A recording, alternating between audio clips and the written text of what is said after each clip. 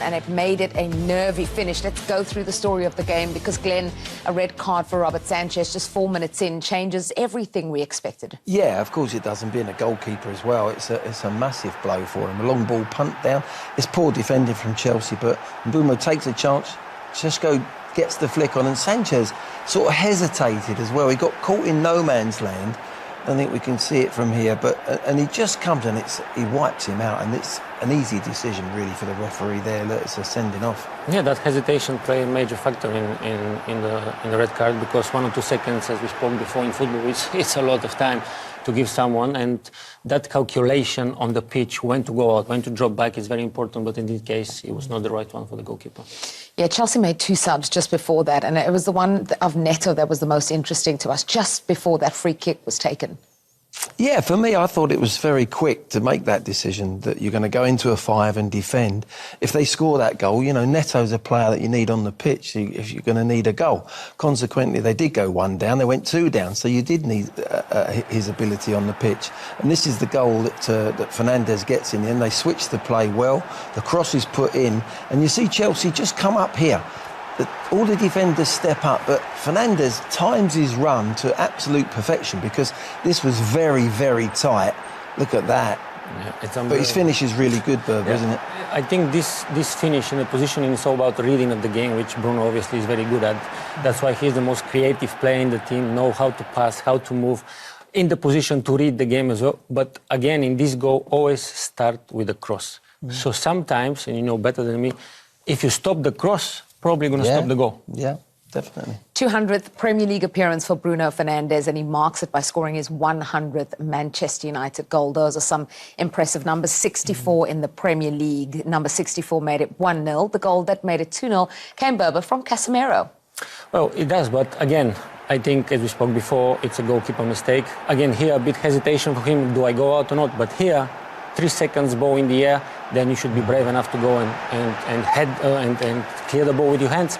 But fortunately for everybody in United, it was a bad decision from the goalkeeper. Luke Shaw did great job here attacking the ball, and then the ball dropped in the head of Casemiro, which is a great close finish of the goal. Yeah, he was a hero in that moment, but having already been booked in the 17th minute, Casemiro was shown a second yellow and then was sent off. So he went quickly from hero in this moment to villain shortly after. Then Harry Maguire, who made his first Premier League start of the season, was taken off by Ruben Amorim shortly after Chelsea get a goal. Yeah, I think that was probably through protection. He hadn't played many full games, and I think he had one eye on him. He'd done well, Harry, and I think he wants him back in the team, to be honest. But they go asleep. The ball comes in where probably Harry might have been, and he might have been clearing. It's a wonderful header from Chalobah. But we look here, they go asleep, United. They've got 3 out there, Enzo taking, Gusto and James is there. It's a little set pattern, and United were sleeping. They fell asleep, and Dogu should have been closer to James, but if you don't get pressure on the ball, James is a wonderful crosser, and it's a beautiful cross and a beautiful finish from Chalobah. No, stop the cross, you stop the goal, as I told you, but sometimes it's not that easy. It was a beautiful cross, a great goal as well, but if you look closely, you see how the defenders of United are a bit not positioned in the right way. Yoru is looking around, he's seeing that there's 3 players around him, but he didn't do anything about it. But again, great cross and a great goal. Yeah, a great goal. There wasn't to be a second for Chelsea, and United held on for all 3 points. And a winning day on a landmark day for you. That's your 100th goal for United and also your 200th game in the Premier League. What does that mean to you? Oh, obviously very proud of that. It's 2 massive milestones for me. Not something that I was aiming when I came to the club. And I don't aim at anything. I just aim to play the next game and the next game and the next game, because I just want to enjoy as much as I can playing for this club, playing football. So I will do it until the end of my career. My aim will be always to be ready for what's coming next and not thinking too far ahead. And the next game might be in the dry. Yeah, thank you very much. Cheers, Fred. Such an important player for Manchester United, and such an important goal for him today on a 200th Premier League appearance. It's a massive achievement. Let's not forget Bruno Fernandes is not a striker. He's a midfield player, and his primary job is to assist, make the assist. But so many times we see him scoring goals, important goals, penalties. So congratulations to him, and 100 more, let's hope.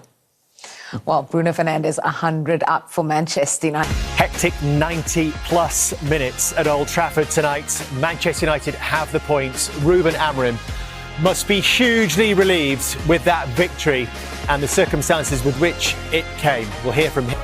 Could this be the turning point for Manchester United under Ruben Amorim? On a sodden, rainy night in Manchester, they have got the job done against Chelsea, who were down to 10 men after just 5 minutes. That was when their goalkeeper was sent off. Casemiro sent off just before half-time. And there was a late goal from Chalobah to give United something to think about it, but they managed to get through. 2-1 victory. Gary Cahill is here with Jamie Redknapp. But we'll start, Jamie, with the red card, which is, of course, a very significant moment in this game. Coming as early as it did. The earliest a goalkeeper's been sent off for 30 years. 5 minutes into the game. And Gary and I mentioned before the game that with the weather, it made it very difficult, decision-making. Let's start from Manchester United's point of view, because it is a good piece of play. And what it shows that they've got something to really work on, because when you've got Sesko and you can hit him and then you get a good run from Mbeumo, you can cause teams a lot of problems. You see Sesko gets up really early, beats Chalobah, and that's a good run. You can see there that the keeper comes out. It's a bad piece of play from his perspective. But I think from Chelsea's point of view, let's look at it now. You can see there that they end up in a bad position, really. You've got Caicedo, you've got Chalobah, and obviously Sesko just there behind him.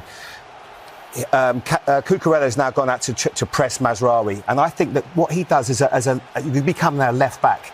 He falls asleep, he doesn't dictate, he doesn't see that there's going to be a little bit of danger or read that there's going to be the flick on. Caicedo's body position's wrong, now Mbeumo is off.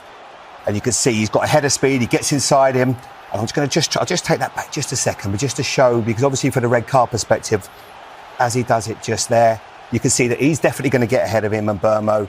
Fofana's not going to get it, and he's denied a goal-scoring opportunity. But now this is the other big factor for me. This is where it all goes wrong for the goalkeeper, Robert Sanchez.